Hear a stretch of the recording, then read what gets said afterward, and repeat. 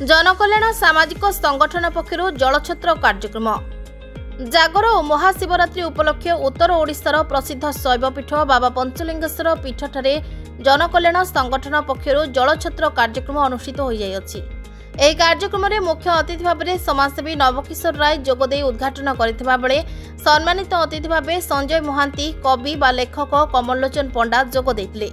ମୋଟ 4 ଗୋଟି ଗାଁର ଯୁବକମାନଙ୍କୁ ନୂତନ ଖେଳର ଡ୍ରେସ୍ ପ୍ରଦାନ କରାଯାଇଥିଲା ଓ ସାରା ଦିନ ଭକ୍ତଙ୍କୁ ଥଣ୍ଡା ଜଳ ଦାନ କରାଯାଇଥିଲା। ଏହି କାର୍ଯ୍ୟକ୍ରମରେ जनकल्याण संगठन सभापति चित्तरंजन विश्वाल, संपादक सुकांत दास, सह संपादक जयंत बेहेरा, ज्ञानरंजन बारिक, सांबादिक दिलीप स्वाई, जगन्नाथ दास, गणेश जेना, कुलमणि महापात्र, राजा पंडा, सोमा सिंह, बाजी सिंह, अमर सिंह, नारायण सिंह, धनंजय सिंह और शताधिक कर्मी उपस्थित रही लोकों को सहायता प्रदान करथिले।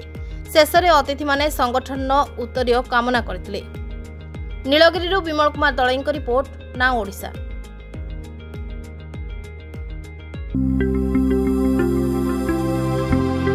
लेटेस्ट न्यूज अपडेट पाई www.nowodisha.com को लॉगिन करंतु।